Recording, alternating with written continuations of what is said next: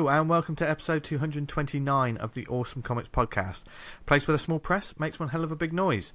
I'm Vince Hunt, creator of The Red Mouse from Mars, and joining me this week are the creator of Vanguard, Dan Butcher. Hello.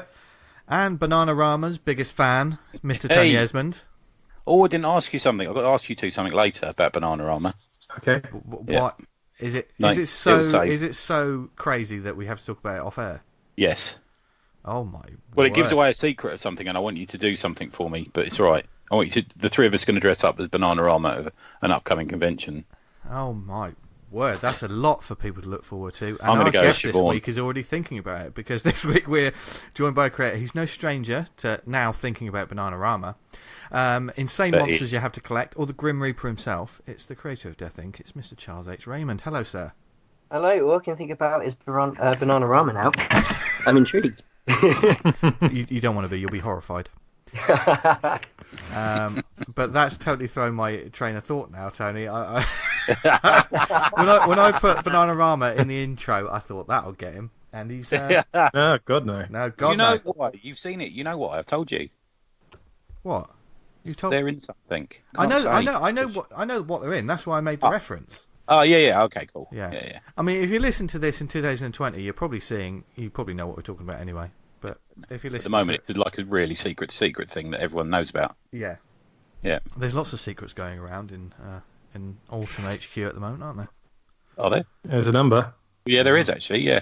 No secret you're watching Gore though, Tony. Fucking hell! How good was that? Oh, I need to get Outlaws of Gore. Okay, this is a little call out to the listeners. If anyone can get me a copy of Outlaws of Gore, also known as Gore 2, G-O-R, then please find, because I can't find a copy, and I really like the first one. It's done by Canon Films. I mean, I have no idea what you're talking about, apart from the DVD cover I saw you post earlier, which had a very depressed-looking Oliver Reed. Yeah, he fucking... At one point, someone else is saying his lines, you can really tell, because he's got his back to the camera. You have to go back in for... Is it loops, they call it, or something, don't they, when they do their dialogue again sometimes? Yeah. And he clearly was too drunk, I couldn't be bothered, so somebody else is... It's an American accent. Isn't that like a series of books, Gore? And it is. Like way in film. Yeah, the first one was Tarnsman of Gore. I think they're like erotic Conan. Although no, they're more sort of erotic Carter, that sort of thing. You know? Okay. Yeah. What? Yeah. I don't know either. It's fine. I mean, I have, however, found Gore 1 and 2 on Amazon. Yeah, but if you look at the reviews, it says this won't play in my DVD player, and there's no English language. Okay. Yeah, if you scroll down a bit there, babes, that's what I looked at that one earlier. Yeah, but thank you for looking, Charles. To make a winning small press comic, all we need to do is find out a great small press comic and then make an erotic version of it. Yeah, that's a winner. Yeah, erotic. Isn't that's similar to your competition from a few months ago? It was. Yeah. God, do you know what? I forget all of this shit that we've erotic chlorophyll would be something, wouldn't it? Well, so we put a tweet out like making a pornographic version of your comic. What's the title? Do you remember that? Yes, I remember that. That was actually pretty funny. And in the new year, I think this isn't. We're doing a Valentine's Day thing. That's romantic, isn't it? Yeah, that's Neil that's Blad, romance. get back. I wouldn't say that's. We're planning to do another saucy episode at some point in the future. I can just see Vince like strapping on his wartime army helmet. Be careful with the word strapping on when you're talking about things. Tony. Seagulling. Yeah. Oh God. But yes, we're almost at the end of 2019. We got lots of. We've been planning stuff for the 2020. Charles is one of our last proper guests of this year, so the pressure's on, my friend. Oh, that's fine. Whatever. Yeah, it's got to be a good one today. Charles can do it. I will do my best. Well, you know, anyone that's met you at convention, and you've been doing a lot of conventions this year, which we'll get on to. Yeah, you have, and you've been putting out a lot of books, which we're going to talk about in a short while.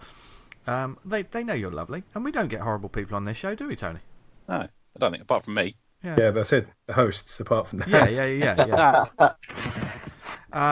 But you know where you won't find horrible people. You'll find nothing but amazing comics. Comic House. Comic House, indeed. Yes, it's our sponsor. That was almost professional what we were doing then. The cough didn't work out quite well, but there you go. I was going to edit that out, but now I can't because you've made it canon. Yes, Comic House are the indie comic marketplace with the difference, and they are our sponsor every week. And a great bunch of people. They are brilliant as well, and they're putting out brilliant comic books, as well as having a huge selection of titles on their database from loads of self-published creators who put their comics on there and they start selling their hard copies. If you yourself are a creator, you can do that and put your comics on the website for free and start selling straight away. But they have an app, and it's brilliant. And it's ever growing. It's like Netflix for comics. It's only £3 a month subscription, which is nothing.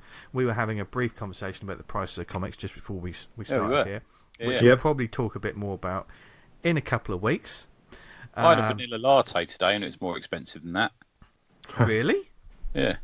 I didn't know you were the sort of man that liked flavours in his lattes. I like to treat myself occasionally. Bit of me time. What about cinnamon? Yeah. No, I told you about the cinnamon thing, didn't I? No. When I did the cinnamon challenge.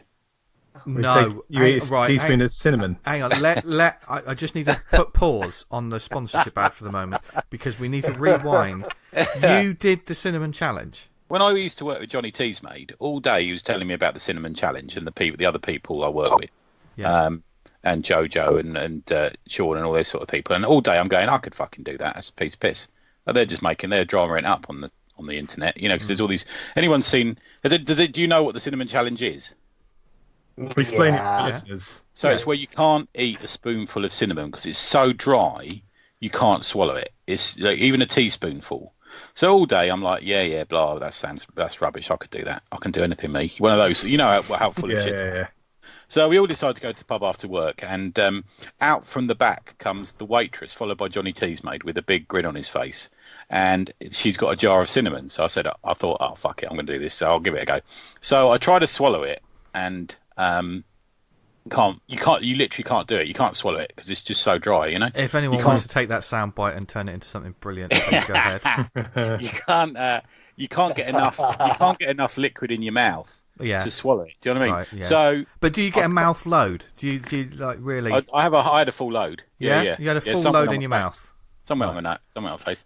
And so I've tried to swallow it, and I coughed, and rather than coughing with my mouth open, because I tried to keep it closed, it was like Puff the Magic Dragon, like a cloud of cinnamon came out my nose.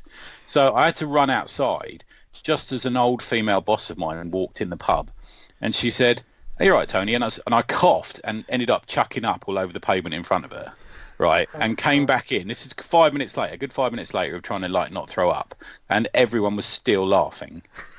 And then the following day, I was sat on the train, and I thought, oh, tummy. And I had to jump out of West Hampstead and run to the Costa, and I did a poo that was it's been a gas explosion of cinnamon all over. It was it was in the air. And since then I can't stand the smell of it. I can't get near it because sometimes you get it on pastries and stuff. Oh yeah, lovely cinnamon Danish is wonderful. Oh, I can't. Honestly, makes me gag. Still now, can't do it. It's horrible. But don't do the cinnamon challenge because later on, the following day, we thought, oh, Tony, by the way, you could have died doing that because people have breathing problems and stuff, which I can well imagine. Yeah. And you could have died doing that. So don't do the cinnamon challenge. But because I'm a twat, I did it. Yeah. There you go. No. And now if you put a cinnamon Danish under his nose, he'll just spontaneously shit his pants. Honestly, I can't. even if I go into Starbucks or something, it smells of it. It makes me feel a bit queasy because they have those shaker things next to the coffee. Yeah. It's got cinnamon in. Yeah, I can't even do that. It's horrible. You've got PTSD, but for cinnamon. Yeah, a little bit. Yeah. Fucking hell. I can't joke about it now. It sounds really bad. Yeah, and when I was doing a sick up outside, it was just like a cloud of smoke kept coming out my mouth. It was weird. So, there's one to try this Christmas. Yeah, give it a go around the table with the family. Yeah, Gran, try this out. Yeah. That will be unforgettable, much like most of our sponsorship ads for Comic House. Yes, their app, of course, which we were talking about before that hugely important story we just got then. Yeah, thank you. They've got loads of great comics on the app. Dan, what is currently on there at the moment? We've got Chip McFits by Matt Greaves, The Final Lullaby. It doesn't say that's by. Got Comic House issue 12. Yes. We've got Stormhaven Text Volume 1, Seven Shades, Reaffirmation, Coming to Terms with My an Autism Diagnosis, March of the Robots, Long Walk Home. I read that today. That was great. Slaughterhouse Farm 3, read that today. That was fucking mad. Saucy. Yeah. Project Savior Issue 1, which I read, and Lost Time Issue 7. Is it Mark from that company that do Slaughterhouse? Is that his name, Mark? Yeah. It's the, he just kept saying to me at Thought Bubble, wait till you read number 3. Wait till you read it. Yeah. That's a 1. Yeah, it is, isn't it? Oh, there's Dan going for the Paul quote on the back of the book. That's some effed up shit. Yeah. But you said this comic just shit the bed. That's your favourite phrase this week. Yeah. So you saw someone use it, and I was like, I'm using that again. Yeah, I like shit the bed. Yeah, what do you do? Shit the bed. When people come in early, I always say, what do you do? Shit the bed. Shit the bed. They don't like it at Nobrow, to be fair. But basically, if you want to try out the digital app, then you can go to comichouse.com and find out more. Christ, I thought we'd already done that bit. No. Honestly, you get that together very well. He does, doesn't he? Yeah. I mean, People think that we edit that advert into perfection every week, but we don't. No. It just sort of rolls out, doesn't it? Yeah. It's just improv, isn't it? You know, we make it seem professional. Talk shit for a couple of minutes and it comes together. Yeah. I mean, but yeah, Comic House great. I've been dipping into that all weekend. Yeah. And there's. I mean, get a subscription as a gift for someone for Christmas. What a lovely Christmas present that would be. Yeah. That's a good idea. Never mind socks. Yeah, get that. Well, we all need socks though, don't we? Yeah, I do like socks. I do actually quite like getting socks. Actually, Yeah, that's so why I am. Because a lot of my socks get a bit tough and hard, and you have to break them on the bed. Oh, do you know what I mean? What? Jeez. Oh. Charles, how do you feel about socks after that revelation? Oh, I'm not wearing them again. Have you run out of socks? That's it. It's really boring conversation, but socks are. I go through them very quickly. Oh, okay. Not for the reasons Tony's brought up. No. They don't last very long. Well, I've got feet like a hobbit, so mine tend to sort of rub quite quickly and big holes in them, sort of thing. Big and hairy. Yeah. I mean, Jesus Christ! Isolate that sound clip. When I get a text, it's going to say that Charles Raymond going big and hairy. There is so many bits of audio within the first 10 minutes of this week's show that people can edit together into something sublime. For the clip show. Yep, which will never happen. Yep. But this week we've got Charles. He's one of the last guests of the year, and thank you again for joining us this week, dude. No problem. I mean, he's the culmination of all our guests. He is. He's like Voltron. Is that it? Yeah, that's one. Yeah, thanks. So I need to talk about everyone's books. Okay. I've got to take my hat off to you because you're a convention beast. You've done loads this year. Is that right? The past 8 weeks, I did Leamington, Nottingham, London MCM, Thought Bubble, and then Birmingham MCM. So I'm still recovering.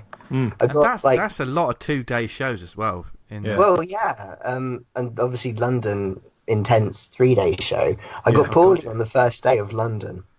Oh no! And then the Saturday, my voice was shot by Saturday morning, and somehow I muddled through, and I haven't really recovered yet. Ouch. So, yeah. I heard rumours they were looking at going for 4 days. Oh, don't. That seems a bit excessive to me. Yeah. San Diego for. Yeah. Well, Thursday, Friday, Saturday, Sunday. But do you think in the UK, we could or should have a 4-day convention? Nah, nothing's worth 4 days. It's not big enough for 4 days. With New York, you can't see everything in 2 or 3 days. Sometimes it's so busy and it's so big. This you can't do that. Yeah. Well, I guess with MCN they can make the argument that they sell out of tickets. Yeah, it's true. If they can sell another day on that, I think they will. But they were sold out this year, weren't they? Yeah. Fucking hell, I don't know. The issue there, though, is for us exhibitors, because that's additional cost. Like, the table price will go up. Yeah. Hotels, obviously, paying more for an extra night. That's probably the biggest expense, I would say. Yeah, exactly. How much business are you going to do on a Thursday? Yeah. Well, wasn't the idea it was going to be on a bank holiday, so it would be the Monday. I don't know if you get much trade on the Monday. I think that's often a mistake. I think sometimes. Yeah. Even comic shops that stay open on like Easter Monday and all that sort of thing, it's never busy. Yeah. It's interesting times we're living in. But I must say, I mean, I've only done one MCM, but the thought of doing a 4-day, it's like being locked in a big cell, isn't it, with a load of weirdos? I would say we had a hard one though, Vince. When if you're not making fucking, I can use that one. But, if you was like if we'd done better on sales, you'd be a bit more kind of like, well, actually, a bit more upbeat about it, I guess, because we had a bit of a crappy one. I don't know whether it would be another quarter of the sales again. I don't think it would be because a lot of people are there for 3 days. Yeah. I don't, or 4 days as it would be. I don't think you'd increase the sales by, like another day's worth again. Yeah. I presume the ticket price would go up if you're buying for all 4 days as well. I mean, the Thursday would be quieter than the Friday because people can take Friday off the weekend, can't they? But I think. I mean, who would take Thursday and Friday off to go to the con? Someone would. I mean, I think it will happen. I won't be surprised. But because they make money out of it, that's the idea. They're a business, aren't they? Yes. So interesting. Be interesting. Watch this space because we always like to keep up to date with what's happening in conventions, be they big, small, or whatever, as well as other news like comic book shops. And we've got a little bit of an update. Yeah, so after we talked about Orbital, which is 2-3 weeks ago now, isn't it? I think 3 weeks ago. Yeah. So the bombshell that Orbital wouldn't be getting any more comics in from Diamond and a number of other distributors, or at least one other distributor, quite a major one. I've persevered with the shop because it's my favourite shop in London. A lot of my friends work there, or did work there, unfortunately. And I think we all saw a couple of people who worked there at Thought Bubble, didn't we? When we were at Thought Bubble, we saw a couple of people were tabling there and just attending there and having a walk around. And I managed to talk to a couple of them about the sort of state of things. I'm not going to sort of talk about what they said. I'm just going to sort of talk about from my point of view what's happened to me. So we got an email that came out to everyone who had a pull list saying, did you want to continue with the pull list? This was after, so we had the Wednesday with no comics. And then I think it was like the Monday of the following week, something like that. I got an email in my inbox saying we can service your pull list for you. We will continue to service your pull list, but it's being done by a company called Comic Toolbox, who are an already established company, and I think they're not only they've got a service where they get people's pull lists for them, but they also print books. So is it To the Death? Yes, yeah. I think they're the ones who publish that. Yeah. They're the ones who print that. So they've got a couple of sort of arms to their business. And they had... so I gave permission for my comics pull list to go over to them. And they were in the shop the following Wednesday when I went in to collect my comics. So all they had there and all they have had so far are the comics that you have ordered. And that are regularly on your pull list. So there's, so many comics. I get all the X-Men comics and I get Avengers and all this sort of thing as well. So they only had them. So I went in, I collected my pull list, I signed up for this online thing where I can go in every week, see what's out and order extra copies of comics that I would like just for that week, or a new and I'd like to add to my pull list, or a one-offs or stuff like that, So I signed up for that. I went in again and picked my comics up this week or last week and inquired. I sent 3 emails to Comic Toolbox, which they replied. No, rather I sent 4 emails, and the last 3 were to Comic Toolbox, and they replied to the last one and said that the pull list, because I said, can I log in? There's a couple of extras I wanted this week. I wanted the question issue, but a couple of things. Dennis Cowan's Tinkerfish question comic, and I got an email back saying it's not been set up yet. They promised that it would be set up by the end of the weekend, so as we're recording, it's 8:00 on Sunday night, and I still haven't had notification of it yet. So it's very much still sort of a suck it and see situation for me. I'm persevering with Orbital because I like them, and it's a good place to get comics sort of geographically for me because I work quite often nearby. And I like to occasionally, when I go into Orbital, also visit Forbidden Planet and Gosh, or go to an event that Gosh or Forbidden Planet or even Orbital are running. Yeah. But no pull list. The staff have pretty much all gone. The 2 people on the till this week were 2 people I did not recognise. And Carl was the only person I recognised in the actual shop, who I think is like co-manager or co-owner or something like that, I think. So that's the situation with them. It's very much still in flux. So I'm waiting to see how it goes, I think. As are a number of other customers who I've also spoken to. Yeah. Okay. So obviously, watch this space. Yeah, because like I said, there's a lot of people out there who probably don't know it's their local store. Yeah, there are. Yeah, and there's a lot of people in London who regularly go to comic shops but don't have a pull list, and that's the situation. If you go in there, you won't get the new comics. Yeah, or people that if you visit London, Orbital's a go-to. Yeah, it's for you, isn't it? Yeah, you pop in there when you're in there. Yeah. Do we know how this has affected the independent books that they have? Self-published people and. Yeah, I don't know. The West Wing is there's a couple of different sections to Orbital. Those who go in there will know. As you go in, the first turning on the left is where all the indie books and the self-published books and sort of library editions and stuff like that are sold from. Yeah. European books. That's closed down. That's empty. You can see they've got like a shutter up in front of it, or a sort of stand up in front of it, and you can see into the room, and that's empty now. So I don't know. I didn't have any books in there left. Okay. They'd sold all the books that I already had in there before this all happened, because I had some Springworth and stuff like that in there, but they're not in there now. So I don't know. What to that stock? Yeah, I mean, if you read their social media, they still want to stock small press. Yeah, it's down to you as to whether you decide to do that or not, I suppose. And today I did see that Jen Yelblad has got one of her comics. She was quite pleased because she said she was quite. It was in the top shelf, and she wanted her Smutty comic to. She's always wanted her Smutty comic to be on the top shelf. Yeah, I bet she is. Yeah. So it'd be good. I mean, obviously we have the Facebook group and stuff. So if there's any more information, if you've got any stories about it, then continue it in the thread, and we'll. If you've had your small press comic stock there and you've been contacted regards to what's happened to it or what's going to happen, we'd love to know. Yeah. But likewise, all you other comic book shops out there who are stocking a small press and fighting a good fight, good on you. Keep going. Keep kicking ass. Most of them do, don't they? Yeah. Something. Yeah. Speaking of comic books, I got a signed print from Gilbert Sheldon, who does the. Oh, it's arrived already, is it? No, I got a message. It got posted. Oh, nice. Saturday. Okay. So hoping that's that'll from the event at Gosh, wasn't it? Yeah, they did an event at Gosh where he did a signing, and I'd have loved to have gone along to that. But I met him at Kapow. He was one of the Kapows. I met him there. He was super nice. I've got a feeling he lives in France or somewhere like that, I think. Yeah, Alfie Gallagher said he did a sketch for him in front of him. He just kind of just drew it out quickly in front of him. And it's the speed and not pause or hesitating and doing it. You're like, wow, okay. Yeah, he did that for me as well in my book, actually. That's brilliant. Yeah, I'll tell you, he does that as well, Luke Pearson. So quick.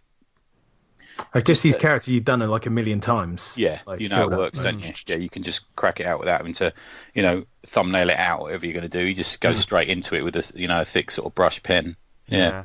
I'd be I know, too nervous to. People have asked me to sketch on things and stuff. Yeah. But it always strikes me with fear. What about you, Charles? Have people ask you to sketch in their books and stuff like that? No, only my own books if they bought it for me and it's signing, and I'll do a quick doodle. Yeah. But if someone brings me a very important looking book and asks me to draw Spider-Man or whatever, I would be terrified. Yeah. I've done it on those jam pieces that come around at Leamington. That was the first time I did it. I was fucking shitting myself because I didn't want to fucking choke. Like when it's got Wild Goose and all these other great artists on it. That was True Believers. That was a True Believers. True Believers. Sorry, not Leamington. I always get those names mixed up. But we did all right. Yeah, didn't we? Yeah, he did. Yeah. Flew the flag. Yeah. But when you see the pictures at the end, I always think, oh my god, look at the state of my one in the corner. I watched Jamie Hewlett do it once at Bristol, I think it was, or somewhere, and he just threw himself into it, drew one side of the page, and then just drew across. There was no planning whatsoever. He just drew it. You're right. It's really impressive, isn't it? Yeah.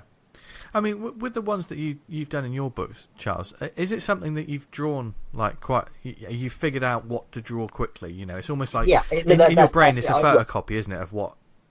Yeah. Depending on which book it is, I will do my squiggle and then a quick Grim Reaper or a quick death, and that's it. It doesn't look great, but they appreciate a doodle. I've taken I've taken 5 extra seconds to personalize it a little bit more. I think people appreciate it. Yeah. I hope so, yeah. Well, it's always a good idea. I always get terrified when even asking if they want me to sign one of my books, because I think it was my first con, and that was a Birmingham NCM. The first person I ever asked if they wanted me, if I wanted to sign it, they went, no. It's like, oh, okay. I'm not going to ask them. It's a good thing to ask. I was sorry to interrupt. I was listening to this today. So say to them, "What's your name?" When they ask you to sign it, say, "What's your name?" And when they tell you, immediately start writing it, because what happens is they might want it as a present for someone, but they won't have the bottle to tell you that, and they might actually buy two off you in that case. Now to buy another copy, yeah. Yeah, exactly. You clever bastards. If you have to like ask, do you want to sign it? Like that's just kind of going to get social awkwardness, aren't they? Because even if they say yeah, you're like, all right, yeah, I'll do that. Yeah, just fucking sign it and give it to them. Yeah. But then you also get the people who ask like how much extra to sign it. It's like, I'm a small press guy. I wouldn't do this for free for you. Really? If people ask? People have asked whether I charge to sign a book, and I find that crazy. To be fair, if you're at MCM, there's some twat across the hall charging 50 quid to fucking have a... I can understand why they're a bit like concerned about a mercenary nature. Some creators do like, I sign the first 5 for free, don't they? They do all that sort of thing. Oh, okay. Yeah, but like I said, small press, we don't really have that. This is the people who turn up at, I don't know, John Byrne's table with 50 comics, and he says, look, I'll do 5 for free, but you've got to pay for the rest because there's a queue. I can understand that. I get that.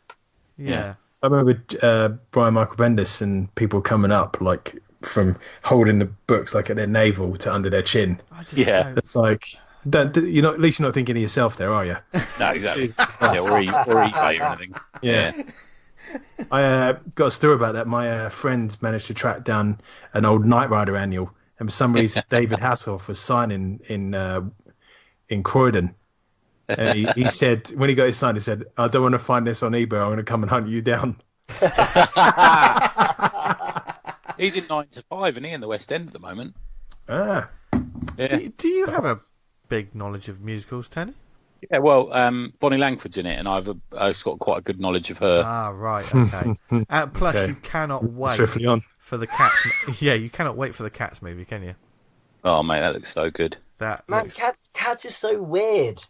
What? Cats. It's like the most. It's the strangest musical.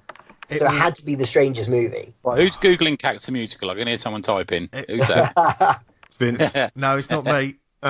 Because I don't want to see anything like that. From what I've seen, it haunts my fucking nightmares. So it's I don't. Yeah, but the things that haunt your nightmares often become erotic. I find, don't you? What? Really? Someone has found that Cats trailer. Has watched it too many times. Oh, don't make it sordid, Charles. Come on, you're. I don't think James Corden is sexy, don't you think? Not really. Don't bring up his name. Edit that out. We can do bum and masturbation gags, but Corden, come on. There's a line, Tony. There's a line, damn it. James Corden has ruined the Gruffalo for me. Because I've got kids, I have to watch the Gruffalo. He's in Peter Rabbit. Yeah. And he's the voice of the mouse, and man, I do not like James Corden. Anyway. Good bloke, isn't he? I went to school with James Corden. He'll never listen to this. Yeah. He'll never listen to this. But if he does listen, you're welcome on the show, James. We'd love to have you on. We're in the same Sea Scouts, me and him. In the what? In the Sea Scouts together.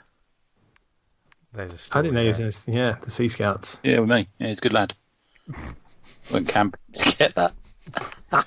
You told us all those stories about handling semen, but I didn't realise it was in relation to that. That's Brother Lawrence. Oh, dear. Anyway, back to comics. Back to comics. Yeah. I knew this show was going to get off the rails. So, Chlorophyll. Yeah. Yes. Yes. Oh, that's a good idea. Yes. I like Chlorophyll. Obviously, Charles has put out quite a few different sort of projects. I mean, first off, you've put out 3. You released the last Death Inc. this year, wasn't it? It's only just recently. Yeah, you just got that in under the wire, didn't you? Yeah, that was launched at Thought Bubble, and I got the books like 2 days before the show. You like to live on the edge, don't you? Yeah. I work best under pressure. So I think, I can get this done in 3 months. It's fine. A 150-page comic book. So those that haven't read it, do you want to explain the ideas behind it, dude? Yeah, absolutely. So, I mean, I guess the basic idea is that the Grim Reaper, after bringing people into the afterlife, has realised he has had to create housing for these people, and then has had to create jobs for these people, and has essentially made this massive society that resembles the living world that they just came from. And it was my way of commenting on the state of the world, I guess, in this little pocket universe that I created. And I could turn it on its head a little bit and be it from the point of view of moving on after you have died. And like it starts off with this guy called Stan, who is alive, is working this dead-end job, and is miserable with his life.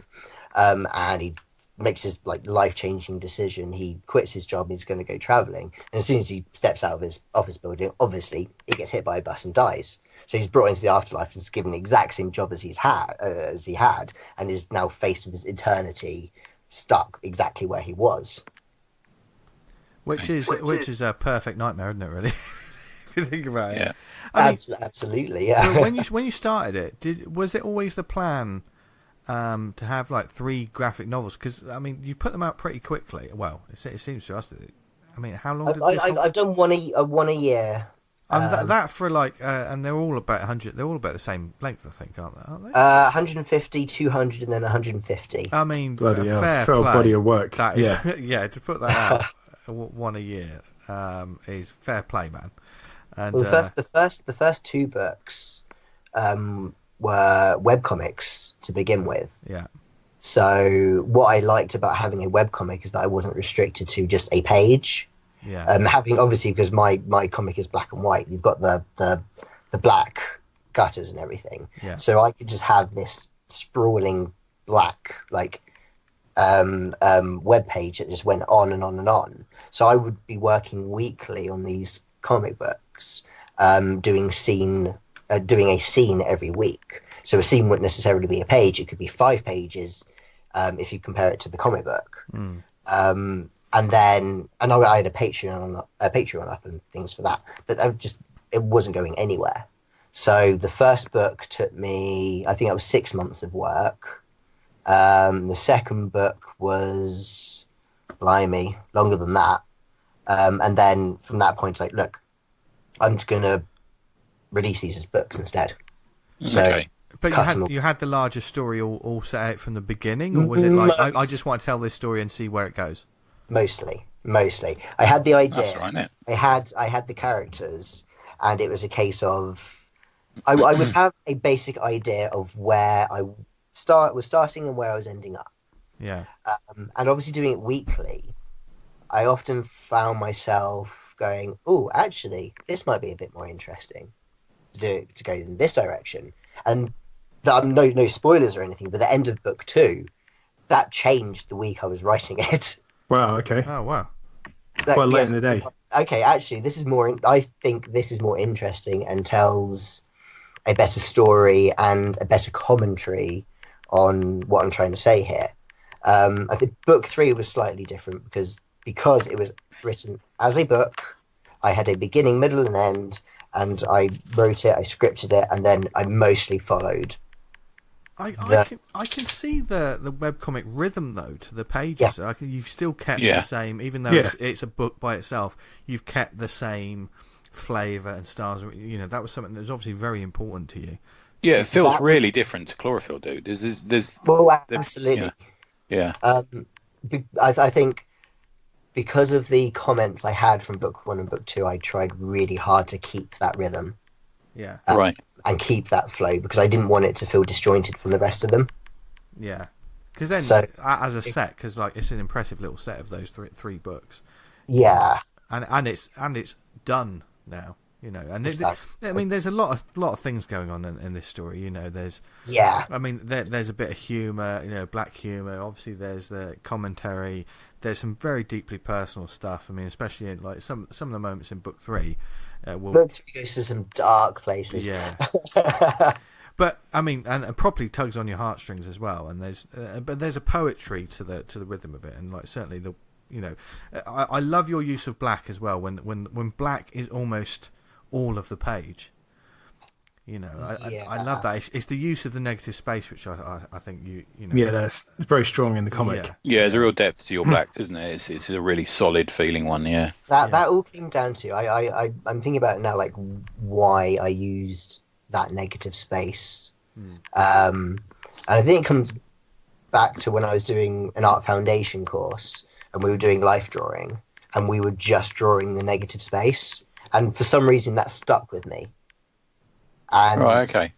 Using this method of just doing a black and white comic, I really wanted to push, like, the use of how far I could push, like, using this black. And it had to be like, there were certain scenes that had that.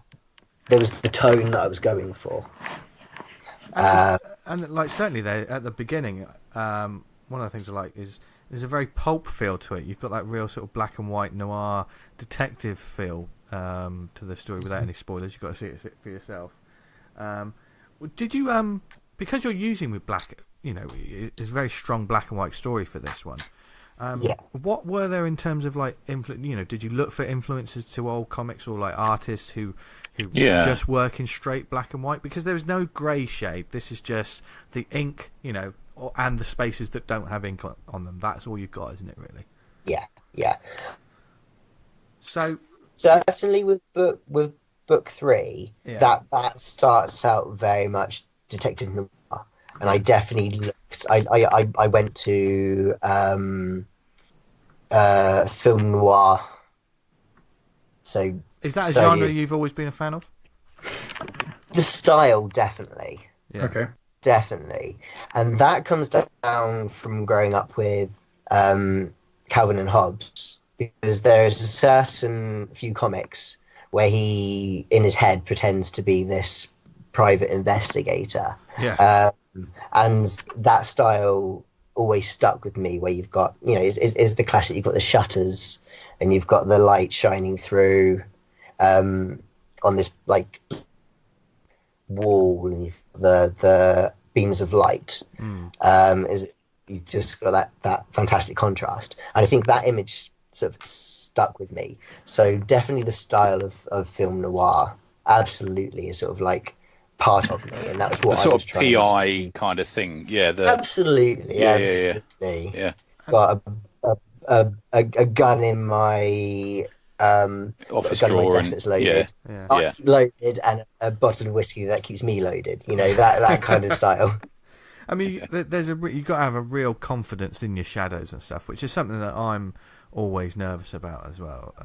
When you're dealing with light sources and things like that, I really I'd like to sort of do some more tutorials about that, or look at. I think I know there's apps, and Dan, I know you've used the Handy app. Is that that's what God, I love that app. It's fantastic, and that helps with light sources and things like that. But when it's just straight black and white, it can be quite terrifying. I think. Yes. I mean, do you work digitally, or is it all original? It's all pen and ink. I may add, like, occasionally there'll be like blocks of black that I'll add in on Photoshop. I was about to say that's a lot. That's a lot. Yeah, of black that's a lot of fucking ink.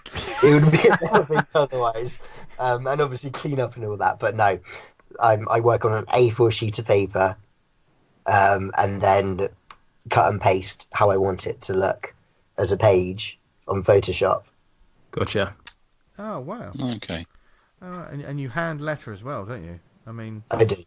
Yeah. I think that's one thing I've really tried to work on, because definitely with book 1 it was so scrappy and all over the place. So book 3 I was like, all right, I'm actually going to spend time here trying to. So as much time as I've done on the comic, on drawing the actual pages, as I am on the lettering here. Yeah. Those the complete pages, if you kind of did the whole inking on them and not did the digital fill-in, they'd be good to kind of sell on or give to fans of the comic, I guess. Do you hang on to them, or is it more like scraps of paper that you kind of stick together in Photoshop? Well, that's what I'm thinking. If I have time, the pages as they most of the pages are as they appear in the comic Gotcha. book. So if I have time, definitely, I'm considering going back and inking, and then there are definitely pages that I am personally proud of. So I would love to be able to put them out and sell them. Are they some of the more detailed pages, or sometimes it's just more of a striking image? I mean, you've got a brilliant page that's just got a cat clock. Yeah. Which is almost a pin up in itself. Well, exactly. There's a double page spread in book 3 that I left. I think that was the last thing I did, because I was terrified of drawing it for some reason. Where does that take place in the book then? I'm just looking through. That is the 2 mini golf courses. Ah, right. Okay. So that for some reason it's getting towards the end of the book. Is that towards the end of the book? Yes. Yeah. Exactly. I mean, that's all I'll say about it. Yeah. Without saying anything. Don't give it away. Yeah. No. But for some reason, that page I was terrified to draw. Because firstly, that was an A3. That was an A3. I did. I've only got an A4 scanner, so I was scanning both sides. I wanted it to match up. I've been there. Stitching it up. Yeah, I mean, this is all like proper DIY here. I'm working with what I've got, and I wanted it to like look like mini golf courses. Essentially, I had to have enough ideas for what the different holes would be and all that, and I was just terrified of drawing that stupid page.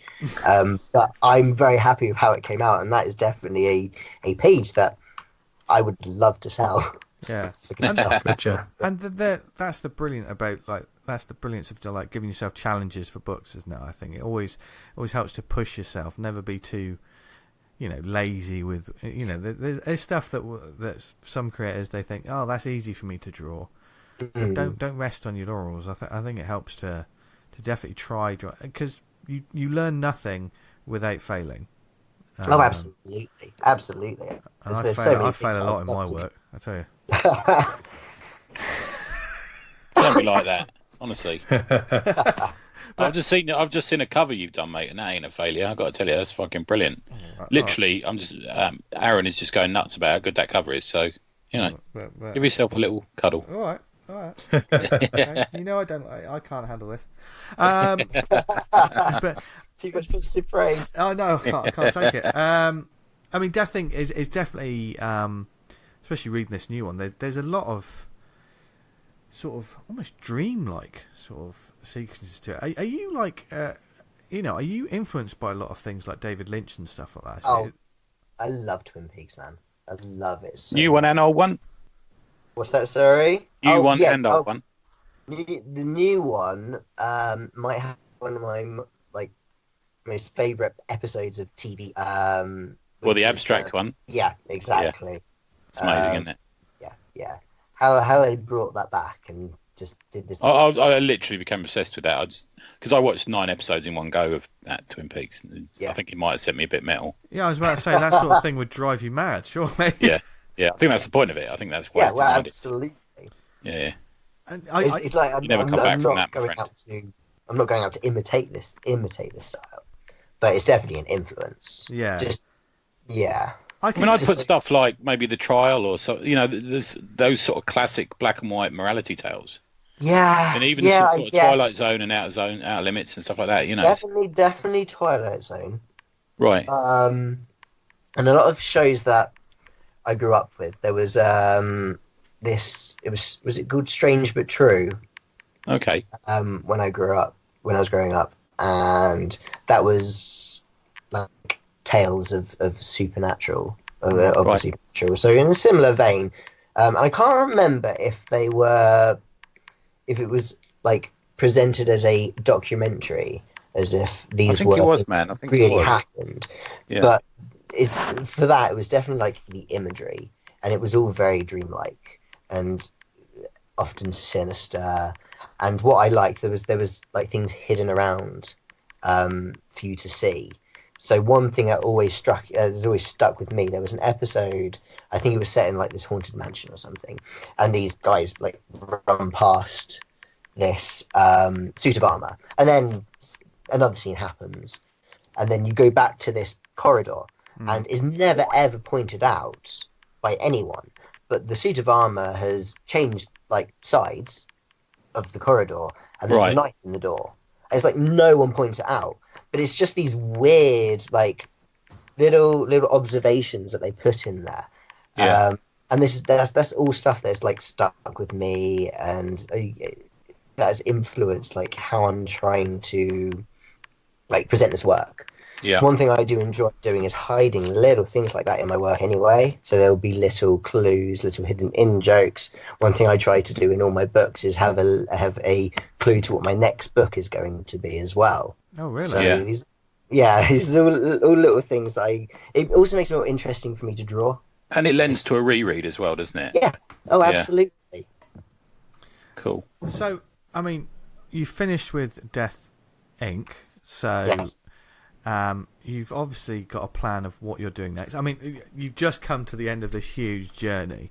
So how does that fit? I mean, this is a journey that there's many creators out there who are talking about, oh yeah, when I do my comic book, it's going to be 3 graphic novels, each going to be 150 pages each, and it's going to be this story of blah, blah, blah. We've heard it all before, and then they never get past issue 1. Whereas you've done that. So with that in mind, A, how does it feel? And like finishing this story, and B, what advice do you have for people thinking, in that grander scope at the very beginning? Yeah, I'm obviously very proud to finish such a big project. I think it comes down, like, the reason I did it is I like to push myself. But I don't think that's for everyone. There's a lot of advice out there for people who are just starting out to say, make your first comic a short. It doesn't, like, 4-page long comic. Start, middle, and end, just to prove you can do it. Which that's probably very good advice, but I always go against the grain. I remember as we were doing photography in. Oh, hang on, where's this going? It's more like I was doing photography in, I think it was in college or it might have been in university, and we were told, like, we were learning how to get dressed for the first time, and we were told, we were doing a fragrance bottle. We had to make a fragrance bottle up, and they told us, don't photograph something see-through. And obviously, the first thing I bloody do is try and photograph something that's completely see-through, just to challenge myself. So I do throw myself at the deep end a lot. It's like I did, like, what was it, 3.5 years ago, I started it doing I decided foolishly to draw every single Pokemon one a day, and I did it. It was 811 days in a row. Jesus. Is that how many Pokemon there are? I thought there was like 150 Pokemon. No. Oh, Tony. They had like 100 odd each year, basically. What?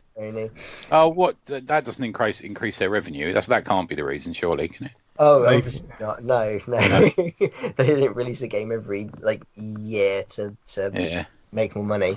But yeah, I did that. I didn't miss a day. 800 and whatever days. That's fantastic.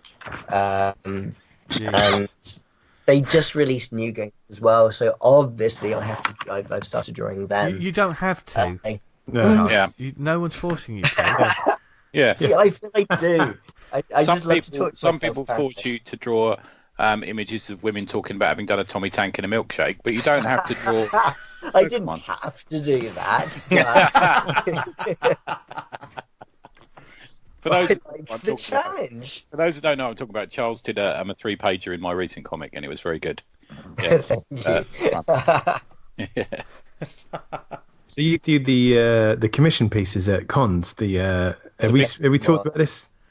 The Fakemon. Yeah, I mean, that's literally why I did it, is because I drew every single Pokemon. I was like, okay, I kind of actually missed this. Yeah. What can I do? Okay, well, I've drawn all of them. Surely I'll be able to make some up myself now. And apparently people really like that idea. Right, yeah. I think this because I started it at Birmingham MCM last year, at the end of last year. So I've been doing it for a year now, and I think I've done 312. Oh my God! Get to record of them. Are you going to collect them in a book at some point or something? I'm thinking of what I'm going to do with my favourites. Yeah. Because I guess you draw them and then they go to the people that have bought them. There's no scanner or anything like that, is there? No, not at all. It takes me 15, 20 minutes to do one. I pencil that out, I Sharpie it, and then I've got like a big pack of like pens that cost like 100 pens that cost me like 20 quid from Amazon. And that's the thing with you, Charles. Always making the coin, my friend. Always see you at conventions making the coin. Yes, making money. The only reason why I make any money at cons. See, that falls for me right on the right side of parody. Like that's completely like on it. I mentioned to you guys there was that a comic that someone had made on Twitter on G.I. Joe, like the old Action Force stuff. Yeah. They said you can read the comic on my Patreon, but it's behind a paywall. So that's you can't really do that. That's a bit naughty. Yeah. But that's parody. Like the fake one stuff is absolutely great. It's such a fantastic idea. And it's a one-off thing that that no one will ever have. I know a commission from an artist is essentially a one-off, but this is This is taking that a step further, isn't it? Yeah. Well, I was struggling with what to do for commissions because the first con I ever did, it was like, oh yeah, I'll do whatever for you, and I did one commission, and it was some lady who wanted me to dress her up as a Playboy bunny, and Was this just in a hotel room, or is this? I don't want to be judgmental. That's the best thing about those commissions.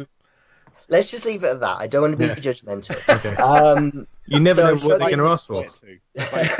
I'm struggling what to do with commissions. Get the fifth base. I'm just ignoring you, Tony. I've still got your Nerf bullet, but I've written your name on it, just so you know. There's a bullet with Tony's name on it. We always said it. A few of them about, my friend. But yeah, so I was struggling to come up with how to convince people to ask for a commission, and something that I actually wanted to draw. And it's such a simple thing where give me any animal you can think of and give me a Pokemon type. I've got them listed here, so you don't even need to like Pokemon. I can draw your pet, and I will make something up for you. And it just resonates because in the end, it's so personal. Because they're making that decision, and it's something that has never been made before, and it's something that will never be made again. I mean, I think you've really that's a brilliant idea. You really tapped into something there. That, I mean, much like John Tucker's Death Roulette. Do you know what I mean? Well, that's it. Me and John have spoken about this a lot. How it's the customer what they want. Yeah. Really, because if you just say I'll draw a commission, there's so much choice that some people are like frozen and will not ask for anything. So if you tell them what they want, you're more likely to get them to say yes. Did you hear that, Dan? When when people want us to draw something, we got to tell them exactly what we want to draw for them. Well, I think it's definitely getting that focus. Yeah, because we kind of we're creative types and we can kind of come up with whatever we kind of set our minds to, but for the average Joe public, and you sort of say you can have anything you want, I can imagine a lot of people would get lost and think, you say who's your favourite character. People don't know, do they? They don't know what to say. Yeah, this is I want this episode to be called Life Lessons with Raymond. Yeah, because he knows about life and he knows about death. Yeah, it's true. But also wanking. I'm just going to ignore that now. But as well as obviously Death Inc. and you did a 24-hour comic. Yeah, that was. Yeah, I bought that. Why would you do that? Why? That was 10 years ago when I was young and fresh and could stay up for hours on end. Oh my word! There's another soundbite. Man, I'm just throwing them out, aren't I? Yeah, no, that was it was 24-hour comic day, and I was like, okay, yeah, I'll give it a shot. And something came out of it. So it was the first time I was doing Troops. So it was my first like indie comic shows. First time I'm meeting new guys and meeting like the community as a whole. And I felt as though I needed a comic out for that day. And so I couldn't make anything in a few weeks. So I looked back and like with all my old sketches, everything, and found this 24-hour comic I did. And it was funny. I read it and it didn't make me embarrassed. Okay. So it was like, okay, I will put this out. I realized I put it out as 24-hour comic 1, which makes you think that there's going to be a 2. But I don't know if I can stay up for 24 hours yet anymore. Well, when is 24-hour comic day? Does anyone know when it is? Are they still doing it? May or something like that. I definitely considered it this year, but I think having like a wife and having kids, it's not conducive to being able to lock myself in a room for 24 hours. Yeah. So again, it goes back to this me just trying to challenge myself. Yeah. Okay. You know. It says here April 24th. Okay. April 24th. Okay. Oh, right. Okay. Maybe we'll have to make a thing of that next year. No, we won't. We're all too lazy. It ain't laziness. I'll do it. I reckon I'll do it. I'll shit that. I'll be fine with that. I'll do it. Oh, no, please, Tony. Tony will be able to do it. Easy. Tony, do a 24-hour comic book. I'll do it. That's easy, man. I don't want people complain about it. Piece of piss. Yeah. I think one of the things about a challenge like that is much like the Inktober. Plan it beforehand, and then on the 24 hours, you've just got to make it. Draw it beforehand, and then that's put your cheating. feet up. That's cheating. Who says we don't cheat? We cheat all the time. What are you talking about? Cheating, man? Yeah. But then where's the challenge? We're players. Oh, you and your challenges. Challenge Annika. That's you. Yeah, that'll be the name of this episode. But you've also got another book which is mentioned a few times on the show called Chlorophyll. You can thank Dan for that one. Oh, okay. That's when he was coming up with pun superhero names. Yes. Like ages ago. I think that was like the end of last year, and I was like Chlorophyll, and that made me giggle. And then as soon as I wrote it down, it's like, ooh, okay. And then a month later, I had a comic book. Brilliant. That was a nice little shot because that's that was another style altogether. So you challenged yourself to do a colour comic that time, didn't you? Yeah, absolutely. That's like the first comic ever that I knew, like the beginning, middle, and end. Knew exactly the pages, how long it was going to be, and what it looked like. Nice little landscape format as well. Yeah. The whole thing just came to me immediately. It's like, okay, I'll do that. The only thing that changed was the final page. Okay. And I almost didn't have a thing that's on that final page. All right. Okay. Oh. Why did you almost didn't have? Was that just a story choice or? It wasn't there to begin with, and I thought, that's quite funny. And then put it in there. I mean, you've got three. I mean, just in those comics there, you've got three very different flavours of sort of art going on, as well as the commissions and stuff. How do you, and we've previously just said that you're a convention beast, or you have been, and no doubt you've learned a lot from that, and probably cutting back on quite a few. I'd imagine that's what people normally do when they end up doing tons of conventions. But how do you find that your different books and artwork? What are the audiences like from show to show? How have you found that? My shorter books I find very, very difficult to sell. Right. The number of times that people pick up Chlorophyll, read it, laugh, obviously very much enjoy it, and put it down and go, I really like that, and then walked away. What do you do? Just say it's not a fucking library, mate. I know, it's like £3, please. I need to feed. Maybe you should, like, I don't know, put them in, like, bag them up. And just yeah. But then, I don't know, there is that sort of, you want people to be able to flick through and look at the pages. Exactly. It's a difficult it's something I've not come up with the solution for yet. It is what it is, man, and it's spreading joy, and people are liking it. And I know what you're saying, but that's good. As far as I'm concerned, for me, that's all right. Do you know what I mean? People take the piss and read it, and people are rude most of the time. But do you know what I mean? Just the way I would deal with that is I would engage them in the middle of it. Yeah. And I would say shit to them like, "Well, if you want to read to the end, it's only £3 that book, man." It's almost that. Yeah. Do you know what I mean? People are piss takers, aren't they? You're busy drawing your fake Yu-Gi-Ohs or whatever they are, and they're in. There's an idea for next year. Yeah, I'm not doing. I don't know what a Yu-Gi-Oh is either. I haven't got. Draw one Yu-Gi-Oh. You can have one Yu-Gi-Oh. Right. My God. Someone will be doing it next year. Phonio, yeah.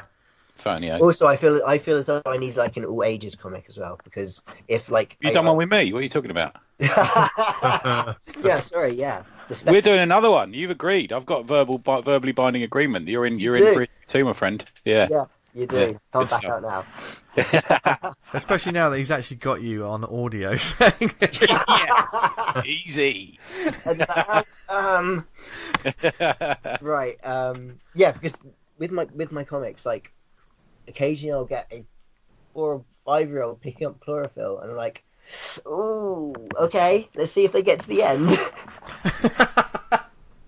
And they do, and then they show their parents, and their parents look very disapprovingly at me. Okay. With Death Inc. I've got, my parents have a friend. They live in Norfolk, and they've got a friend who has read my books and really likes them, and he's given them to his 9-year-old daughter. And I'm like, okay, that's quite heavy. Yeah. For a 9-year-old, but okay, I trust him to understand what his daughter can or cannot read. Yeah. And then he wants book 3, and I'm like, okay, we're going to get even heavier there. Yeah, it's so awkward, because I don't want to say no. No. Because that's not my place. Yeah. I guess like you said, you can trust the parent and or guardian to make that choice. Yeah. I think within reason, and we've done it, we've talked about it a few weeks ago, I like to speak to a parent first, if it's something that's slightly lively. Do you know what I mean? I mean, we had that with Awesome Comics, we've... we're like, okay, and then the parents are like, is there any nudity or anything like that? No, it's just swearing, really. Yeah, it's fine. There was one, I think it was a mum talking. They were unsure, and they asked questions, and we went, it's got this, it hasn't got this, and they were, that's fine. He watches Predator in the mornings, it's fine. I mean, kids 14 and 15-year-olds all do heroin and anal these days, don't they? So it's just a standard. That's before breakfast. So is your next project? Well, you've obviously got a next project in mind. Is that something that's going to be slightly all ages, or are you still developing? No, not yet. That's going to be my book after that. My next book, I'm doing the Brexit comic. Wow. Why did you have to bring the whole show down? No, as with all my comics, it's not going to be about that thing. Okay. It's going to be a commentary. Is it just a load of politicians just shitting on everyone in a country? The idea I had is I thought it was funny if the UK Foreign Minister had to negotiate a deal with the Galactic Union for Earth joining them. And the comic has come from that point. Okay. So again, it's sci-fi this time, so I'm doing something very different. So it's Farage with a lightsaber. Is that what you said? I mean, what I want is this guy to be. I don't want him to be the typical politician. He has to be someone who you're able to relate to, and so he's a human being. Is that what you're saying? Yes, exactly. It's like, why is this guy being sent to do this job? He is not your typical politician. Right. He actually says things that mean something. Yeah. So that's just the backdrop, is this idea that we are joining the Galactic. Well, we want to join the Galactic Union. So really, it's that it's the anti-Brexit kind. Okay. Yeah. 51% want to join. The other 49. So is that currently in the scripting stage at the moment? That's well, it's probably even before the scripting stage. It is the what scenes would I like to be in there. I have the beginning, I have the end. It's just getting to that point, like connecting those two dots at the moment. How do you script for yourself? I always wonder this about people who draw their own comics and stuff. How do you? Is it a full script? Sometimes it isn't. It's whatever comes to me. So with this one at the moment, as I've just written scenes. I've written scenes that I know that I want to be in the comic. Right. And then it's going to be just, as I say, connecting those dots. Because I'm quite obviously doing comics, I'm a very visual person, so I have panels in my head of what I want to draw. So again, I'm going to be just doing this isn't black and white. This is going to be, I'm going to be restricting myself with the use of color though. So it's kind of like with Death Inc., where it begins where the gutters are all white, and then as soon as you get to Death Inc., that's where the black comes into it. So I want to try something similar with Earth is grey and dreary, and then as soon as he gets into space and then gets to the Galactic Union, I'm going to be using a different. So it's kind of that Wizard of Oz effect. Exactly. Okay. Exactly. Yeah. Again, that works. It just makes it more interesting visually. Well, and I look forward to seeing what sort of alien races you come up with. Dude. Yeah. I imagine that a bit. I've got a sketchbook full of just the most bizarre and bonkers and just strangest things. But then it's making it work. Like, for instance, if there's an alien who has to have, just say you've got an alien politician who has to have 2 pages of dialogue, you probably need to think about the way that person looks, don't you? Because it's that's it. If you have an alien without any lips, just say it's just a gelatinous mass. That would probably be fairly dull looking at that panel after panel. That's it, isn't it? It? And you got to think of, okay, so how can an Earthling understand these people? So you've got to think of that's the problem with science fiction, is that you've actually got to think about the science fiction behind it. Yeah. Anal probes. Okay, perfect. Yeah. That's what it is. Definitely not all ages. Yeah.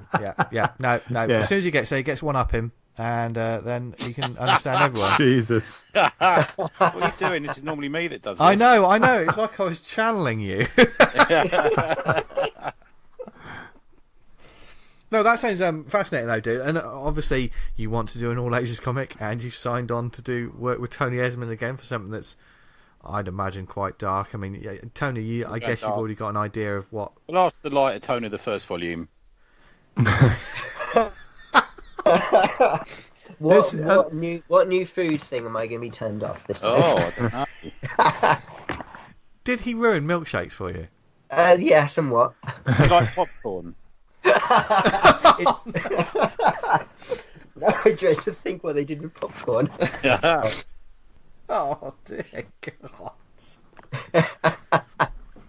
Oh dear. So basically, there's tons to come from you in the next sort of few months and years and stuff. Yeah, it's the curse of a creative person. You have too many ideas. Yeah, not enough time. But saying exactly. that, you can put a graphic novel out a year. So sort yourself out, lad. We want more. If there's not a 500-page opus by this time next year, we'll all be very disappointed. I'll get on it. But that means, I mean, you've been doing a lot of conventions, but do you have a lot of conventions lined up for next year? I've got Troops. Got True Believers. What's that? 1st of February. I believe. It is. Yeah. We'll be giving that a proper shout out very shortly. Yep. And then after that, nothing lined up, but it's probably the usual Birmingham and London, definitely. I loved Leamington and Nottingham so much this year, so I'd love to do them again. Dunfermline is taking a year off, from what I understand, talking to the guys at Thorpe. Okay. I think people were worried that they had just stopped, but I spoke to them at Thought Bubble, and they were saying that no, it's just a year off, and see how it is in 2021. So I'd love to do that again, because that was great as well, going up to Scotland. So I'd like to do a different Scotland show. But yeah, only one lined up so far is Troobs. We shall Yes. see for the rest of the year. Yes, and we'll be catching up with you there. And, bro hugs and all that, Yay. Yeah. I guess, Tony, your next project will be well underway by that point, won't it? Will it? By Troobs, maybe. Maybe. I'm doing the thing with Cliff, which I'm going to try and get out in the new year. So, Nice. yeah, I've certainly written it by then. That's the plan. Yeah. That Cliff project's looking fantastic. Yeah. Yeah, isn't it just, man? Really yeah, is. how good is he? Yeah. Yeah. It's good. Yeah. Podcast is good too. It is indeed. It Oh, is makes it indeed. unencumbered. Yes. Is it all? I don't know. He's got a proper radio voice, hasn't he? Yeah. Even when he's just walking along the street on a windy day.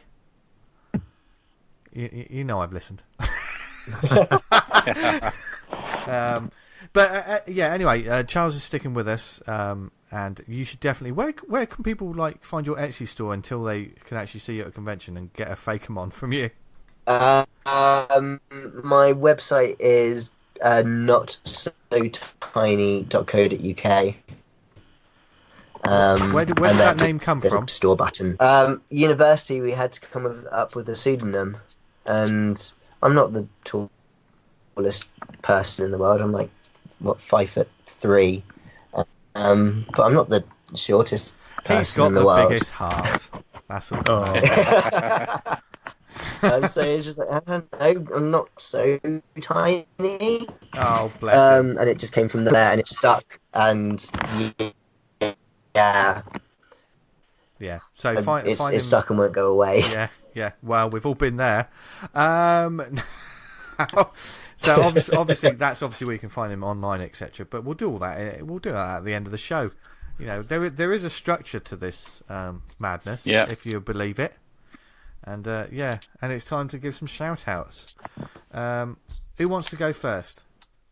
I got a couple. Go on, Tony. Go for it.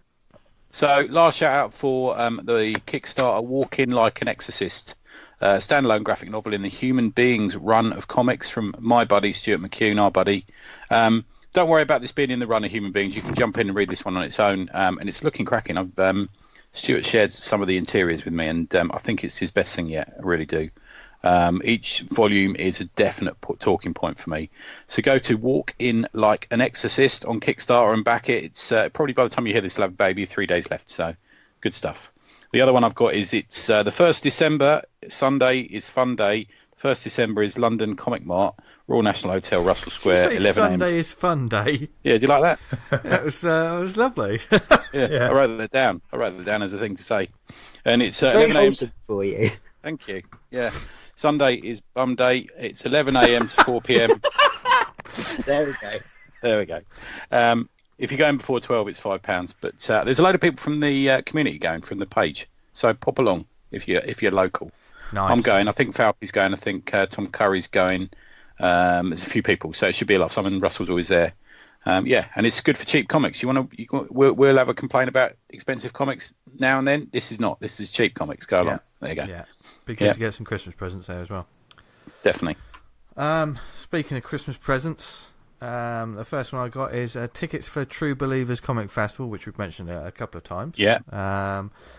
True Believers or Troobs 2020. Is it changing its name to Troobs, or is that just that's I'm not sure actually. Gangster lingo? That's if you're in the know. You call it that maybe. Oh, nice. Yeah.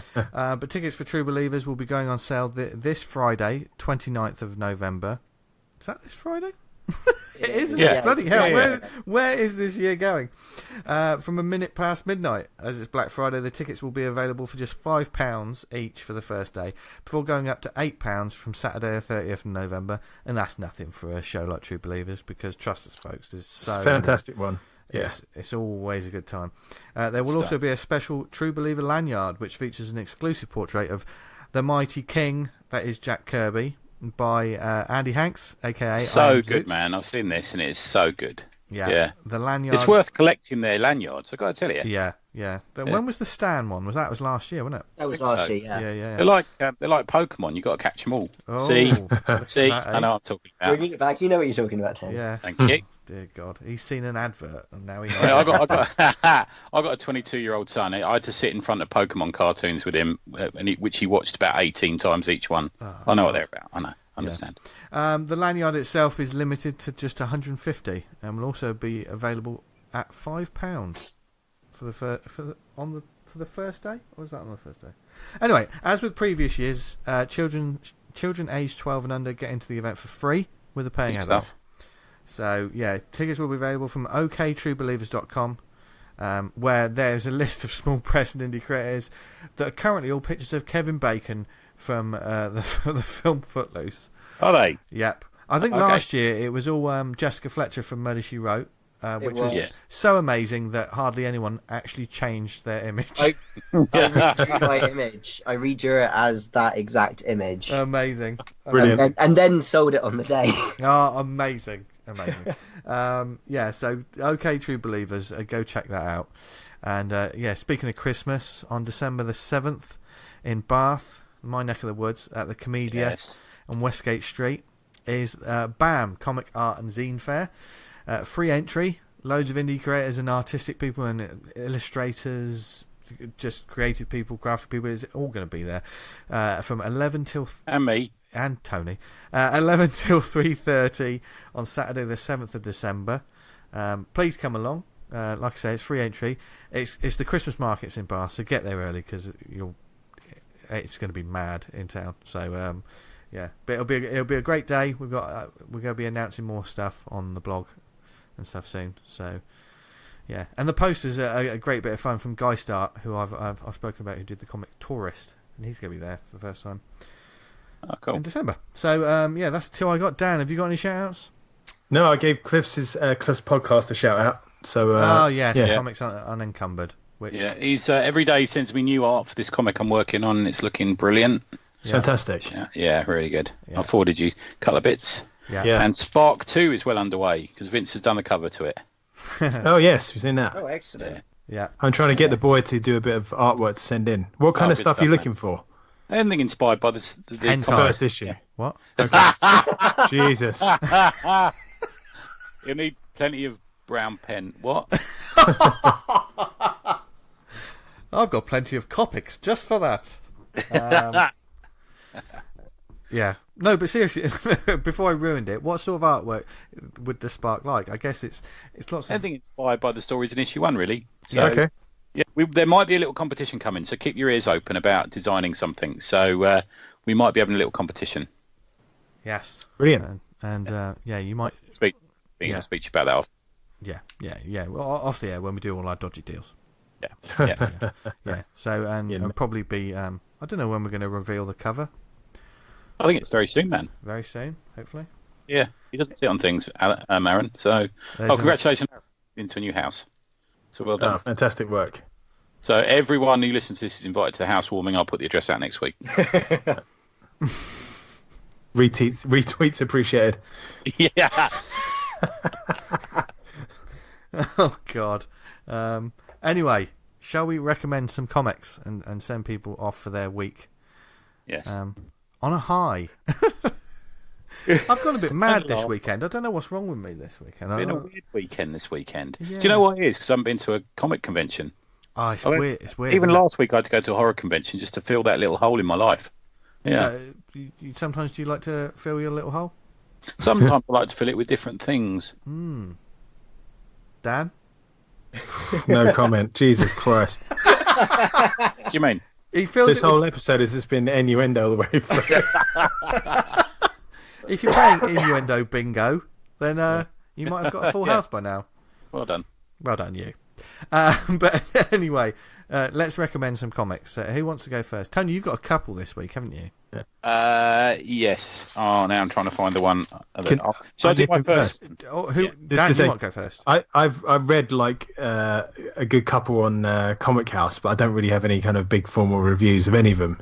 So I gave him a shout at the beginning when we was reading the ad. So right. So is that you done? Mine done. Is that you spent? Shall I do my short one first, and then I can find my longer one? Yeah. So, to be fair, I wasn't going to. I've done a bit of a deeper dive on this book, and I mentioned it last week to say I'll either be talking about it or there'll be a review. And it's Andromeda, or it's the other name for it is The Long Way Home, and it's created by Zay Burney. I picked it up. It was one of the books that everyone was talking about at Thought Bubble, I'm going to say. I know, V, you tried to get a copy and they'd sold out, and he'd sold out, Zay, when you went to see him. Yeah. Is that? Yeah. It's a beautiful book. It really is. Zay came to the table and asked for the second volume of Geish, which is one of our adult line. It's a sort of fantasy series, but it's bound in such a way.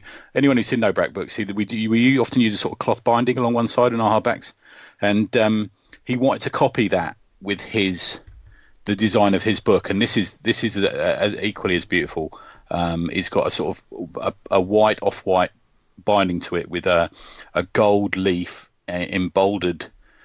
It looks like a Greek statue of some kind with a dead creature skeleton in front of it, and it's equally as sinister as the interiors are. And once you get into it, I know I was speaking to him. I said, as soon as he showed it to me, I said, "Do you like Jodorowsky?" And he sort of grinned and said, "Yeah, man." And I said, "How much is your book?" Before, it was because Lucy was on my shoulder from Nobrow as well, and I knew she'd try and buy it before me. So I said, "It's got that. It really has got that wow factor. It's got it's black and white interiors, and it's mostly wordless, but it is just so intricately drawn. It just blows your mind. The detail on each page. I think I described it in the review as, imagine a European book put out maybe by Dargard or Humanoids. If you combine that style with something by the American publisher Avatar, who does that black and white thing so well often, it's like a cross between Moebius, one Jose Rip. I know we're fans of on this podcast, aren't we? He's got that sort of super detailed style. Ralph Mayer, who's a bande dessinée artist who everyone should be paying attention to, and did The Undertaker, and a favourite artist of mine who's still going but is probably most well known for his stuff in the Bronze Age is P. Craig Russell, who's got that sort of intricate, almost frighteningly balletic, it's almost beautifully frightening in a way, style to it. And the thing that Zay concentrates on a lot, so it's kind of, it's hard to put it on, it's almost a messiah story of a kind, of this lone individual with a beard and long hair and a leather jacket who looks like to everyone else like a hippie, wandering through this sort of post-apocalyptic wasteland and coming across things that are either the most incredibly rendered animals like hawks and wolves and horses and the beasts we recognise, to these zombie-headed. It's, imagine the head of a zombie put on an animal, lions and vultures and stuff like that.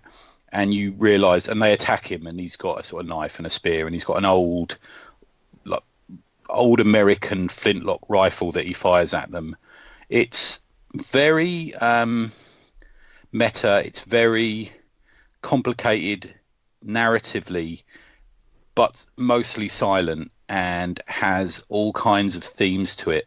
There's definite sort of pseudo-religious overtones to what he does there, and he wrote me back, see, after I published the article, and said, "Look, you got a lot of it right. I'm really surprised that you got a lot of it right, and I'm really pleased."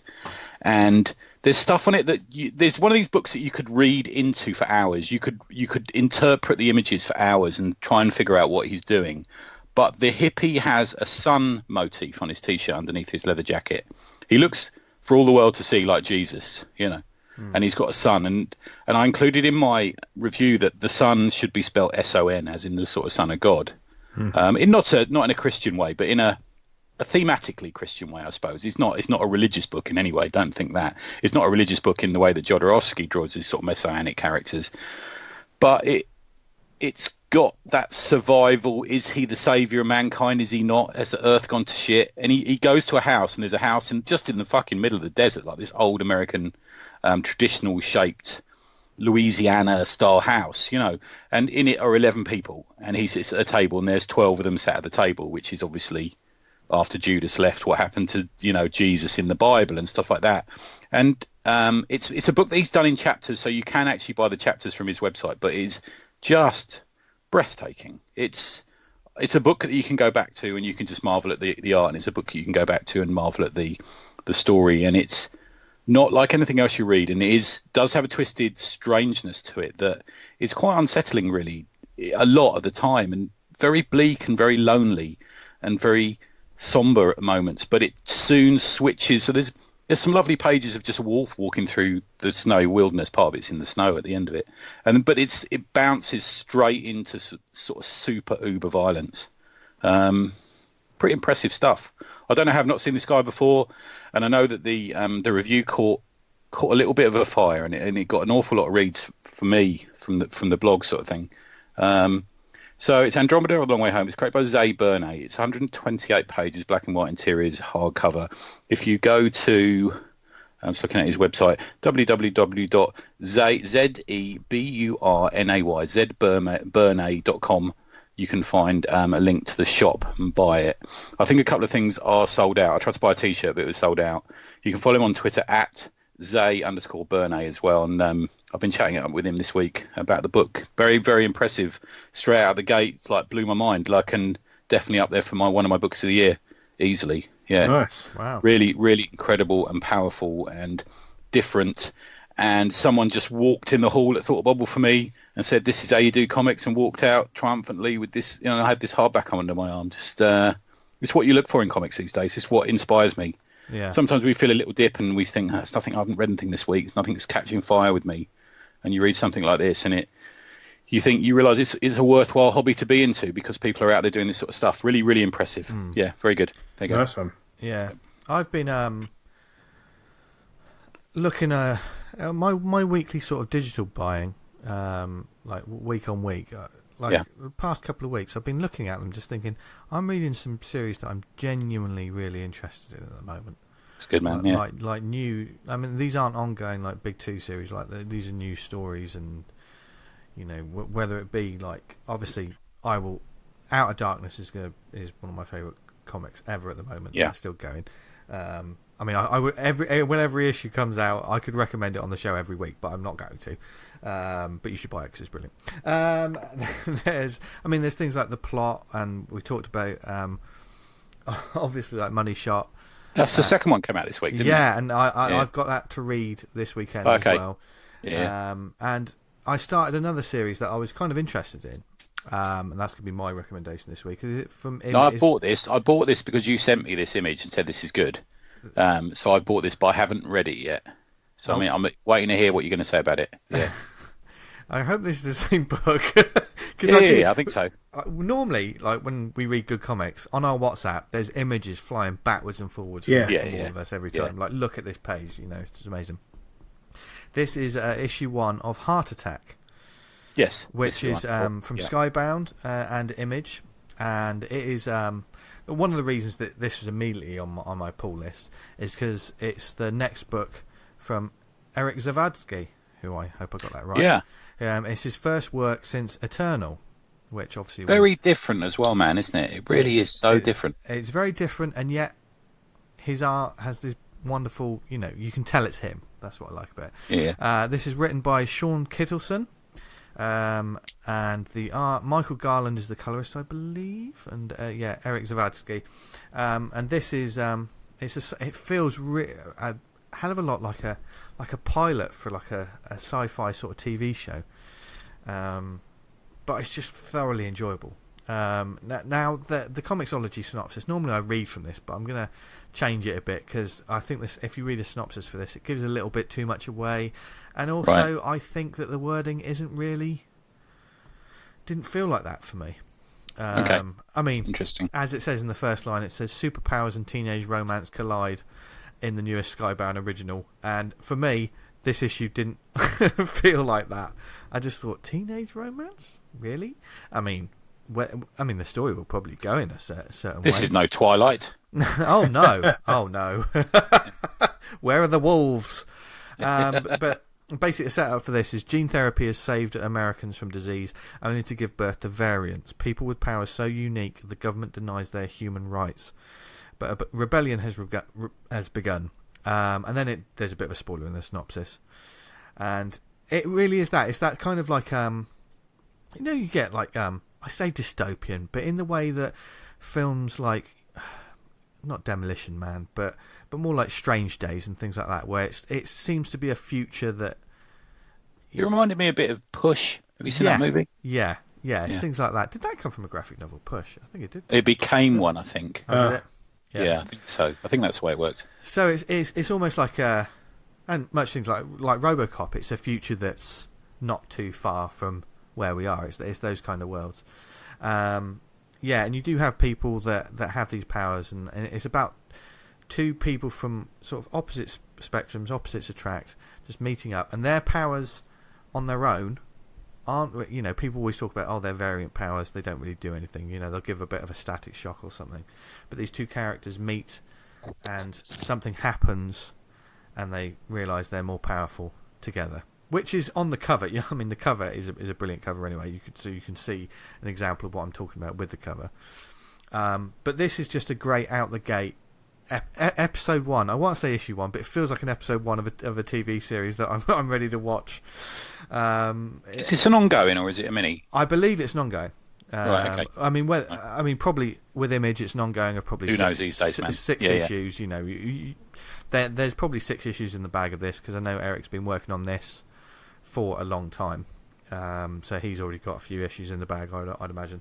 And his work, I mean, if I'm going to talk about the artwork to begin with, it's more of the same brilliance. This guy can, he can draw. It's great to see something like this as well, because obviously I only knew him from Eternal. I know he did other works before that. Yeah, that's all I know him from. I have to say, I said this to you at the time, man, when we were talking about Eternal. His work reminds me of yours. It really does. And he's got that figure drawing style that you utilise. I don't know. I would absolutely love to draw like this, especially the way he does backgrounds.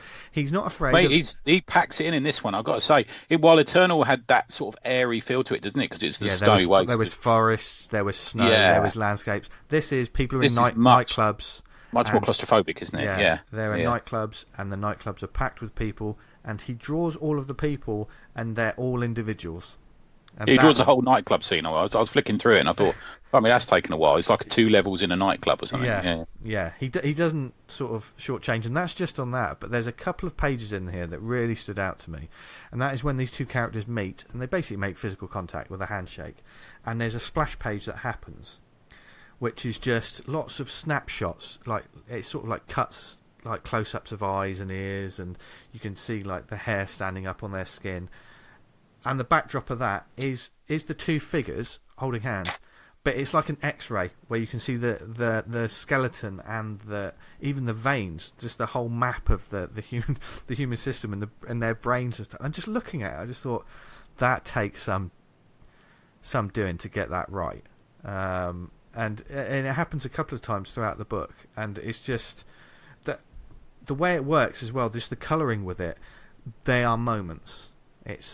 And every time it appeared, I was just staring at those images for a long time, and they're put together with these great sort of dramatic moments of so it's sci-fi, there's character stuff, there's a lot of like there's TV networks, and there's also sort of a statement about like the media trying to get news out, and then people using the news to sort of like further their own agendas and stuff like that. So there's lots of things going on. So that's why I felt that the synopsis sort of simplified it a bit and cheapened a little bit. Whereas when you read the comic itself, there's lots of different things going on, as well as just some beautiful artwork. And this is another one that's been added to the, when it's out, it's going to be bought. I love that when that happens, when you've been looking forward to a series and it delivers. So Heart Attack #1. If you see it, check it out. Be good to see what you think. And the more of Eric's work we get in the world is better. Nice one. He's fast. Who's the colorist on that, dude? The colorist is. Bear with me, caller. I'm going all the way back to the page 1. Colorist. And that's Michael Garland.